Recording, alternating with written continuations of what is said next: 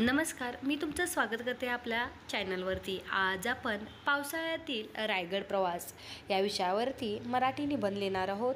चला तर मग आपण व्हिडिओला सुरुवात करूया। रायगड स्वराज्याची राजधानी, प्रत्येक मराठ्याच्या मनात अभिमानाची जागा। माझे रायगडवर जेव्हापासून जायचे ठरले, अगदी तेव्हापासून हा दिवस कधी येतो याचीच आतुरतेने वाट पाहत होतो। आणि तो दिवस आला 10 जून 2025चा। मग काय, संपूर्ण तयारीनिशी मी आणि माझे मित्र तयार झालो आणि निघालो रायगडाला। रात्री 10 वाजता कोल्हापूरवरून प्रवास चालू केला आणि तो सरळ रायगडच्या दिशेने। पहाटे 4 वाजता आम्ही पोहोचलो। रायगडजवळच एका मित्राच्या घरी आम्ही थांबलो।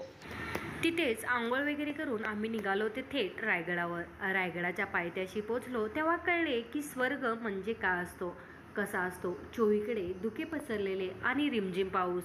अंगावर जॅकेट चढवले आणि निघालो पायऱ्यांच्या दिशेने। पहिल्याच पायरीला वंदन केले आणि तिच्या मातीचा टिळा कपाळी लावला आणि पायऱ्या चढू लागलो। चढता चढता वाटेतील कोसळणाऱ्या धबधब्यावर आनंद लुटून आम्ही जप जप पायऱ्या चढू लागलो।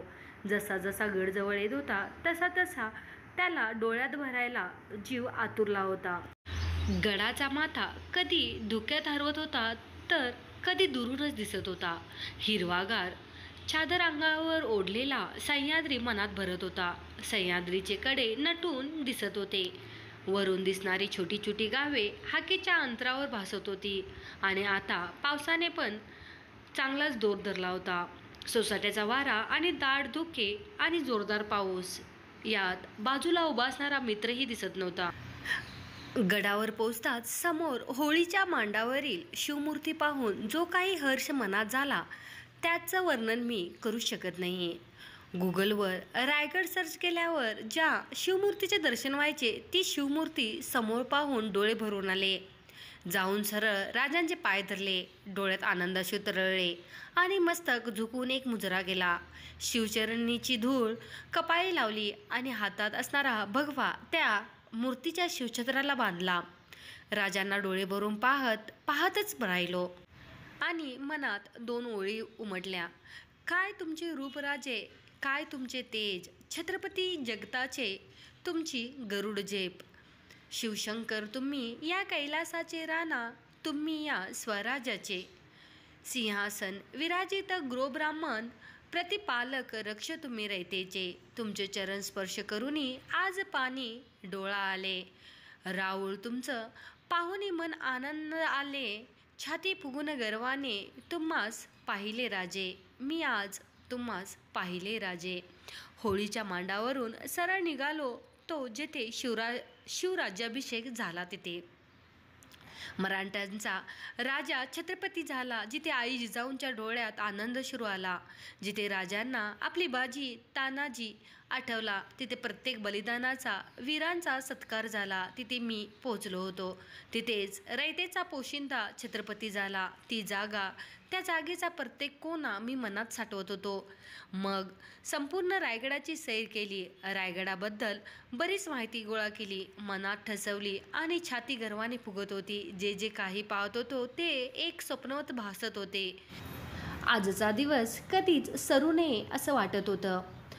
खुबलडा बुरुज, हिरकणीचा बुरुज, हत्ती तलाव, गंगासागर तलाव, अष्टमंडळांचे वाडे, राण्यांचे महाल, गोदामे, पालखी दरवाजा, मेना दरवाजा, राजभवन, नगारखाना, बाजारपेठ आणि आता पावले वळली ती जगदीश्वराच्या मंदिराकडे, शिवछत्रपतींच्या समाधीकडे। दाट धुके आणि जोराचा पाऊस यातून वाट काढत आम्ही निघालो ते जगदीश्वराच्या मंदिराच्या दिशेने। मंदिर समोर येताच पायातील पादत्राणे काढली आणि मंदिराच्या पायऱ्यांना स्पर्श करत आत शिरलो। समोरच जगदीश्वराचे शिवलिंग आणि मस्तक तिथे टेकवले आणि ओम नमो शिवाय चा मंत्र बोललो आणि आवाजात मंदिर घुमला। तो आवाज मनाला अशी चिरकाल शांती देऊन गेला। मनात विचार आला, याच मंदिरात येथेच बसून याच शिवलिंगावर राजांनी अभिषेक केला असेल, असेच दर्शन घेतले असेल। या जागेला राजांच्या पावलांचा गंध अजूनही येत असेल। तेथील प्रत्येक चराचराला राजांचा स्पर्श झाला असेल आणि हे सारे आठवून जी काही मनाची चलबिचल झाली ती गात जी गत झाली ती अजूनही कायम आहे. जगदीश्वराला वंदन करून बाहेर आलो आणि समोरच असणारी राजांची समाधी पाहून मन गहिवरले.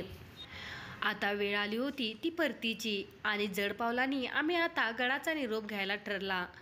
निरोप घेताना पुन्हा होळीच्या मांडावर आलो आणि समोरच्या शिवमूर्तीकडे पाहतच बसलो. आता गड सोडायचा हे मन काही मानत नव्हतं आणि मी गडाचा निरोप घेतला तो पुन्हा गडावर येईन असं ठरवूनच. आज आपण पावसाळ्यातील रायगडाचा प्रवास हा मराठी निबंध पाहिलेला आहे. तर हा व्हिडिओ तुम्हाला कसा वाटला नक्की सांगा आणि व्हिडिओ आवडल्यास आपल्या चॅनलला सबस्क्राईब आणि व्हिडिओला लाईक करायचं विसरू नका. व्हिडिओ पाहिल्याबद्दल खूप खूप धन्यवाद.